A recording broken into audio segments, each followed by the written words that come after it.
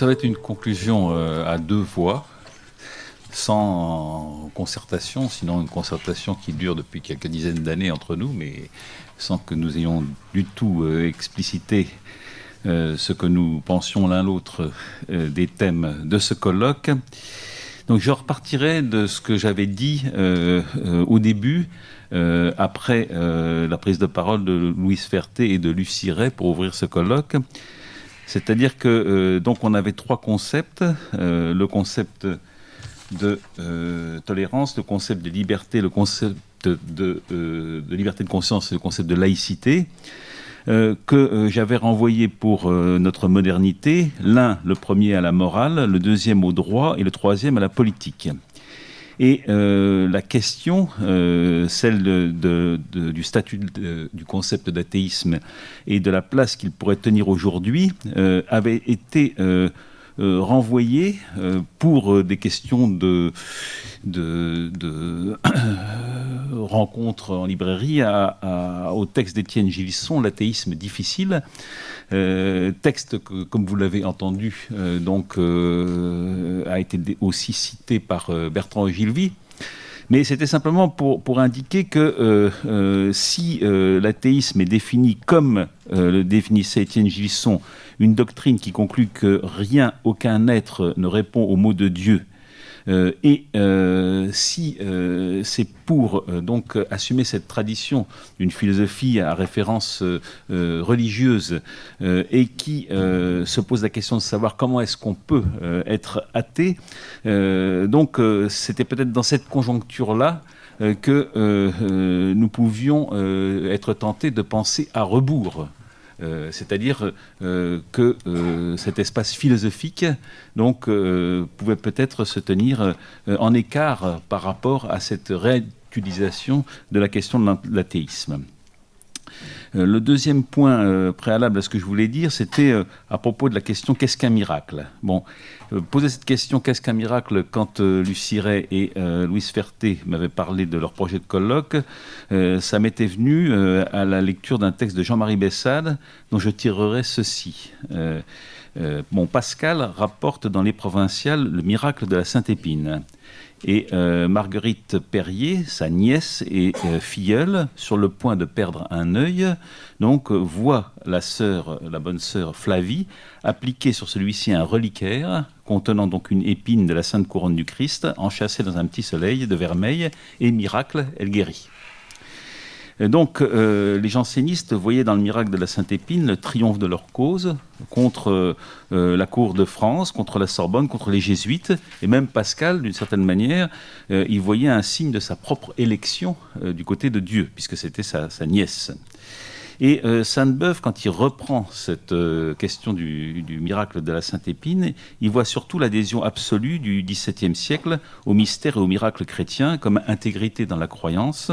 Le miracle de la Sainte-Épine, dit Sainte-Beuve, parlant donc dans Port-Royal de Pascal, le miracle de la Sainte-Épine est une humiliation de l'esprit humain, l'intégrité dans la croyance une maladie malsaine et contre nature. Et il oppose donc le double syllogisme, enfin deux syllogismes, celui des provinciales, Dieu tout-puissant existe, transcendant la nature et peut intervenir surnaturellement à tout moment. Deuxièmement, Marguerite a guéri miraculeusement. Donc, troisièmement, Dieu est avec Marguerite et Pascal contre la cour, la Sorbonne et les jésuites. Syllogisme qui s'inverse donc dans les pensées. Dieu est avec Marguerite et Pascal contre la cour, la Sorbonne et les jésuites.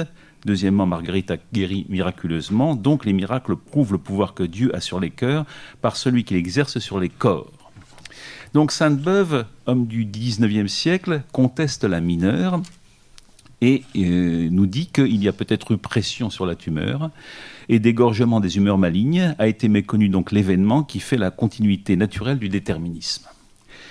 À l'autre bout du XIXe siècle, donc, cette position de Sainte-Beuve peut être rapprochée de celle de Zola, journaliste à la Cloche, et qui polémique contre les guérisons miraculeuses en 1872 à propos de Françoise Roussel. Donc je dis en quelques mots encore ce qu'il en est de ce miracle. Donc Zola écrit « Encore un miracle ». J'avais hésité à parler de celui-là. Il est d'une nature si délicate et les détails m'en paraissent si scabreux que je craignais vraiment d'aller trop loin. Mais les journaux religieux insistent, l'Univers lui consacre un second article, Veuillot, etc. Bon. Françoise Roussel appartient à une famille pauvre et chrétienne, naturellement. Leur Dieu a un goût particulier pour les cuisinières, les filles de ferme, les gardeuses d'oie et les dindons. Il ne va pas jusqu'aux femmes de chambre. Quant aux dames comme il faut, aux bourgeoises et aux marquises, elles n'ont rien à attendre de lui, pas même la guérison d'un simple rhume de cerveau. Cette Françoise Roussel souffrait d'une tumeur dure à l'abdomen.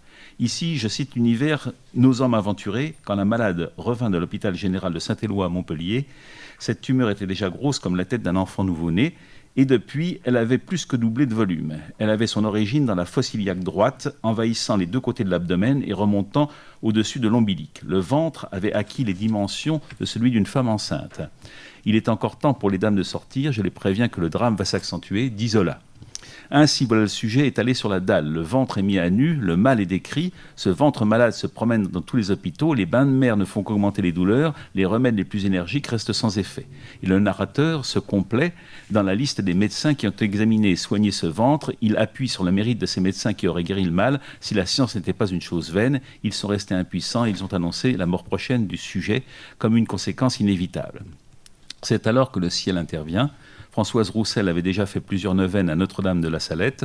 Je vous recommande ce détail qui est exquis. Il est mis là pour ne décourager personne, mais Françoise était d'une dévotion entêtée.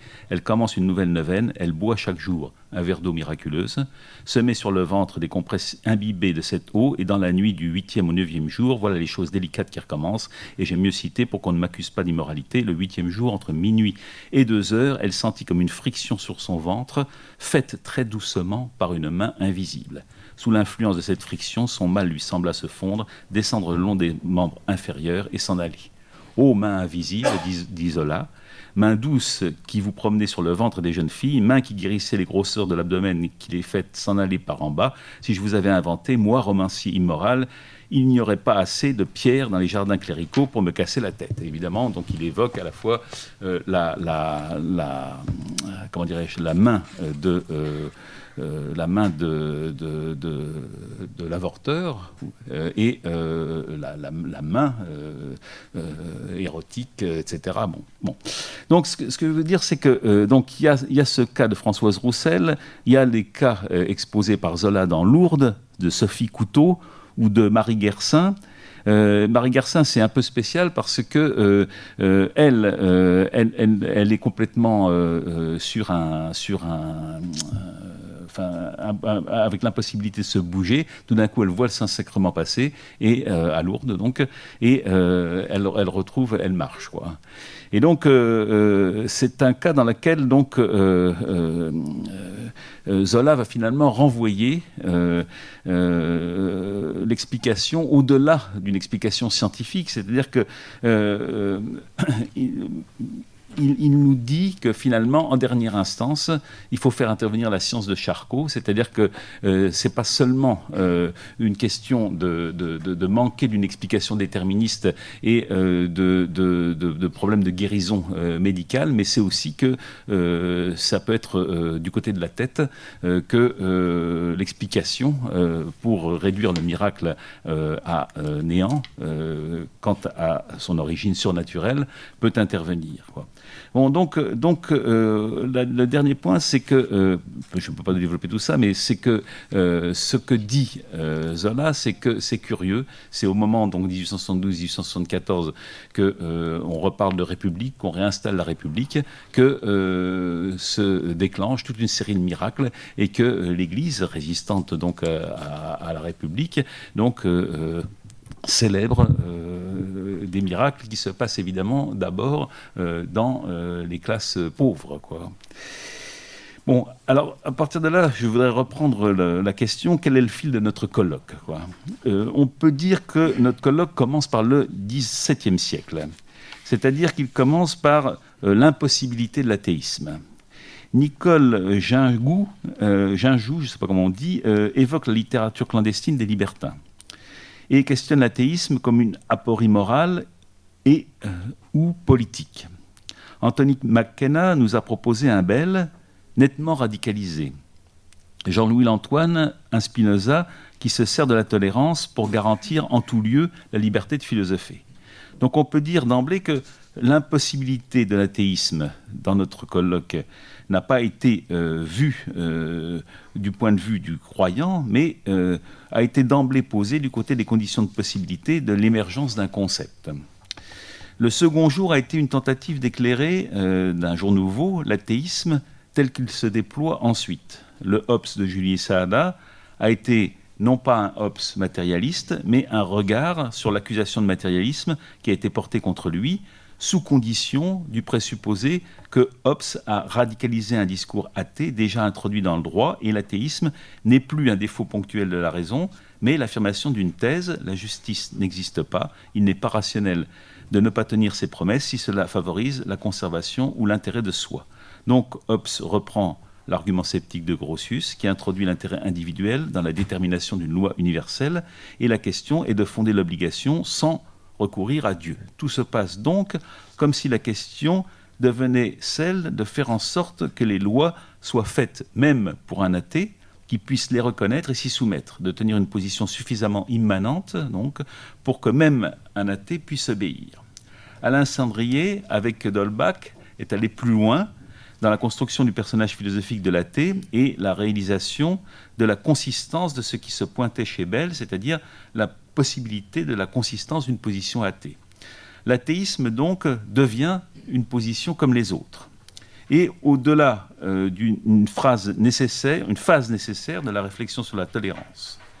Bertrand Gilvy, lui, en se portant vers la figure de Sade, c'est-à-dire vers une figure de l'athée radical, met à l'ordre du jour l'impératif d'abattre Dieu après le roi, dans une critique du droit divin et du droit bourgeois de Bossuet comme de Rousseau, et la mise en cause de l'obéissance à toute autorité. Donc, il s'agit là d'une entrée dans la Révolution française qui permet ensuite à Fabienne Brugère de s'engager sur le spectre de l'athéisme dans les lumières radicales de Voltaire. L'important, c'est le refus de l'autorité de quelqu'un d'autre, de l'Église, au nom de la liberté de penser, ce qui, si l'on pose une expérience de la transgression, conduit la radicalité au refus du modèle cosmologique de l'harmonie. Et Sophie Vanish, en complément, si je puis dire, de son côté, explore les voies de la Révolution française pour fabriquer une religion civile. Peut-on fabriquer des lois sociales sacrées qui ne reposent plus sur la théologie politique, promouvoir une sacralité civique fondée sur le culte de la raison pour éradiquer les superstitions liées aux religions révélées, selon Marie-Joseph Chénier, tandis que Frédéric Brahami nous a exploré, lui, la religion positive d'Auguste Comte. Et le dernier jour, donc, poursuit cette réflexion, donc aujourd'hui, sur le XIXe siècle, par une interrogation sur la place de l'athée dans la société post-révolutionnaire. Nous n'avons pas eu l'exposé de Lucie Ray sur la religion de l'humanité chez Pierre Leroux, mais nous avons eu celui de Louise Ferté sur la critique de la société d'athée chez Quinet. Pour Quinet, nous a-t-elle dit, être athée, c'est refuser d'avoir quelque chose à faire dans la société et dans l'État, refuser de combattre pour une nouvelle religion qui se fonde sur la liberté de conscience. L'individu athée, donc, n'est pas l'individu libre, mais, comme le remarque ensuite dans son commentaire Georges Navet, cette religion civile doit être nouvelle. L'homme au cerveau d'acier, Machiavel, ne devient-il pas alors la vérité de l'athéisme moderne parce qu'il a compris combien l'existence du pape était antinationale et empêchait toute apparition de la nation italienne.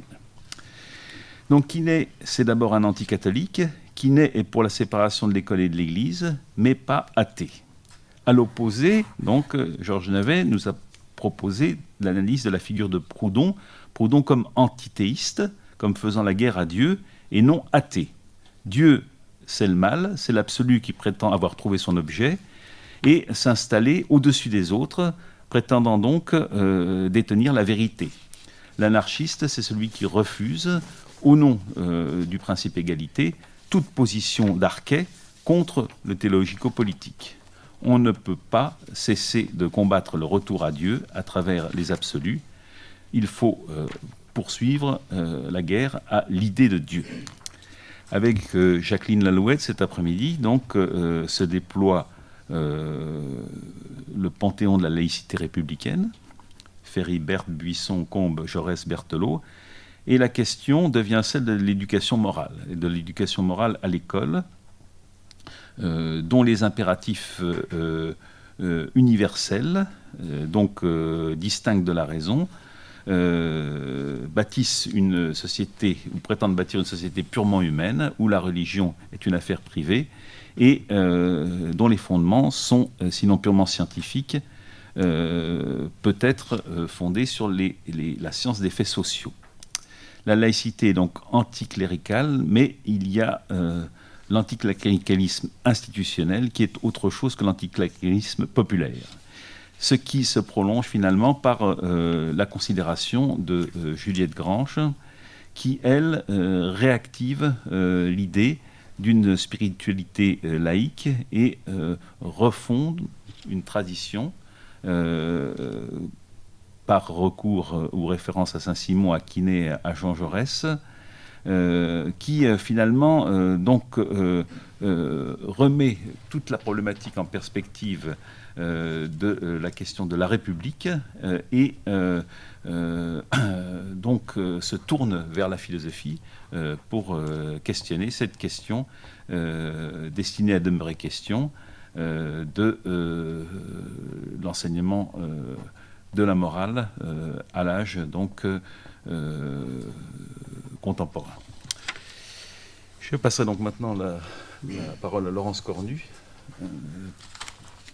Donc vous aviez mis au travail cette question de la laïcité depuis longtemps et voilà qu'elle prend une singulière résonance. La tragédie, l'horreur, la résistance nous ayant saisis et nous ayant fait sortir dehors, nous rassembler dans les places de la République. Qu'avons-nous manifesté? Est-ce un miracle? Faut-il une tragédie? Qu'avons-nous manifesté? Je voudrais faire compagnie brièvement avec la réflexion quotidienne d'Umberto Giannini, philosophe silien, décédé il y a quelques mois. C'est pas seulement le fait qu'il y a une métaphore du fait que penser, c'est sortir de soi et revenir, c'est que sortir dehors nous fait penser et nous fait revenir pour recueillir ce que l'exposition au dehors a fait de nous. Il me semble qu'on peut penser à la réflexion, au recueillement de ce que nous avons connu en sortant ainsi sur ces places publiques. Et Balibar nous dit, nous n'avons pas fait union nationale, nous avons fait communauté politique. Je crois que c'est tout à fait décisif, même s'il y a des éléments d'union nationale dans l'association improbable, mais réalisée, de voir des hommes politiques côte à côte qu'on avait vus se battre. Mais quelque chose a fait communauté indépendamment des représentations, des représentants et des hommes politiques. Peut-être est-ce aussi pour cela que les termes de la devise républicaine ont surgi: liberté, égalité, fraternité. Il y a quelques mois ici, nous parlions de la fraternité et je n'ai pas encore fini d'écrire ce texte. Je crois que nous avons fait laïcité en réclamant, en affirmant la liberté, et peut-être on parlera des deux autres termes ensuite. Je crois que nous avons fait laïcité et athéité. C'est bizarre d'inventer un terme, mais il me semble que le rassemblement que nous faisions n'avait besoin d'aucune référence sacrée ni transcendante. Nous étions là, les uns à côté des autres, ensemble, avec une circulation, un espace, sans aucune banderole, sans isme, sans besoin d'isme. Et c'est cela, il me semble, qui fait athéité, non Dieu, ou peut-être le fait simplement que le sacré était le secret de chacun, le non nécessaire à nommer pour faire communauté politique. Il me semble que c'est cela la question de la laïcité. Alors par rapport à une discussion qui a eu lieu tout à l'heure, il existe une définition juridique de la laïcité. C'est le caractère non confessionnel des institutions du droit. C'est le caractère non confessionnel d'un État et d'un droit. Voilà, ça a un certain nombre de conséquences. On peut dire, d'autre part, on peut analyser le fait que ce caractère, qui est une conquête dans l'histoire, a donné lieu à des interprétations, vous en avez complètement témoigné, et d'autre part, c'est actualisé dans des lois qui elles-mêmes sont des lois de compromis et pour lesquelles il y avait des interprétations juridiques différentes de la laïcité. Mais on pourrait dire qu'il y a trois principes qui n'est pas facile de tenir ensemble, mais qu'on doit pouvoir repérer, qui sont d'une part la séparation des autorités religieuses et de l'État, d'autre part la liberté de conscience, et le troisième principe, il est formulé différemment suivant les auteurs. Bobéro dit l'égalité des confessions et de l'athéisme pour exprimer donc les opinions, dans l'expression des opinions. On pourrait peut-être risquer simplement l'idée que c'est la liberté d'expression. Liberté de conscience, liberté d'expression, séparation des églises et de l'État sont en quelque sorte le trépied à partir duquel on peut commencer à s'expliquer une intelligibilité de la laïcité, ce qui ne veut pas dire du tout qu'elle soit facile à mettre en œuvre et à traduire dans les difficultés que nous connaissons, qui sont des difficultés sociales, des difficultés de reconnaissance, des difficultés de discrimination, des difficultés de coexistence. Alors, il me semble que nous avons fait laïcité, et je voudrais juste, puisqu'il a été question de Ferdinand Buisson, si j'ai quelques minutes encore, je voudrais citer ou lire quelques lignes de l'article laïque qu'il a rédigé pour donc, le dictionnaire Ferdinand Buisson, et donc il propose une étymologie. On sait bien qu'on fait des étymologies en partie ce qu'on veut, mais qu'on peut aussi y trouver une fidélité, mais on peut aussi y trouver le lieu de réinventer quelque chose.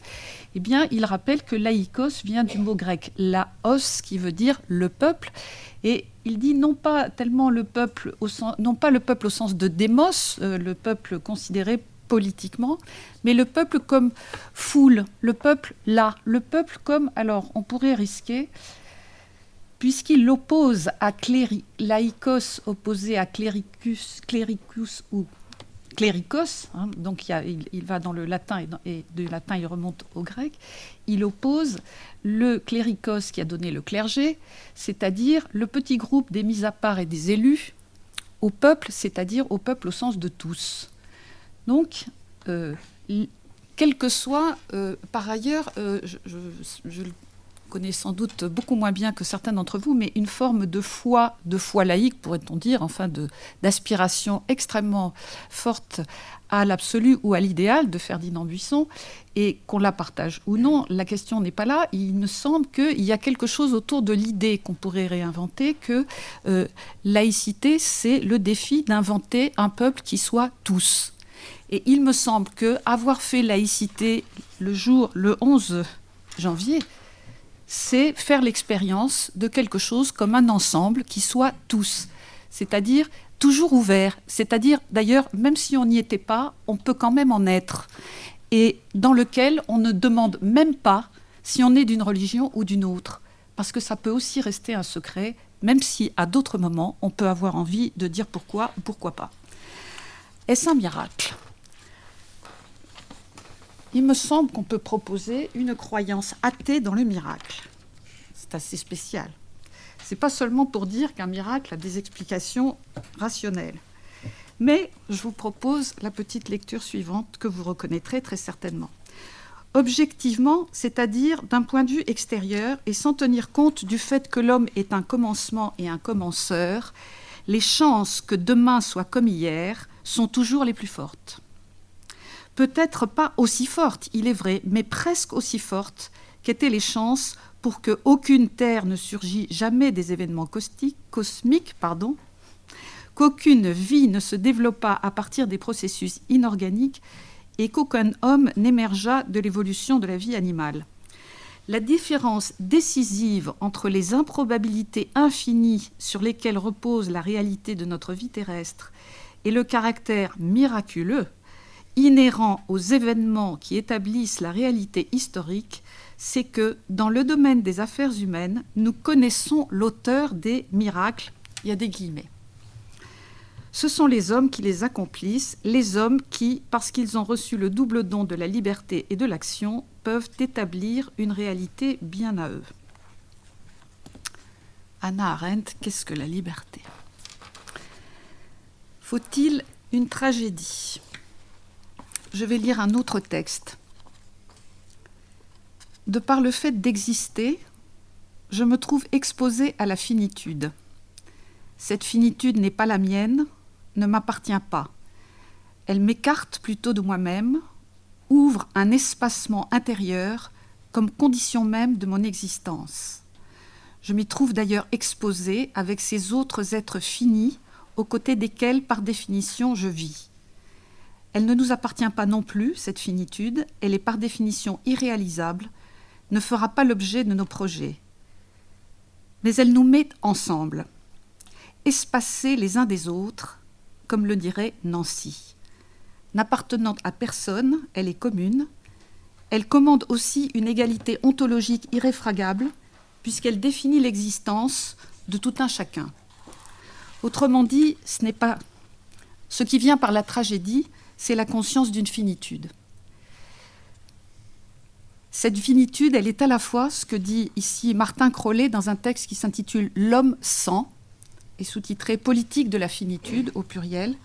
C'est que cette irruption de la finitude ou de la conscience de la finitude fait à la fois un espacement intérieur et quelque chose comme un ensemble où il y a un espacement extérieur.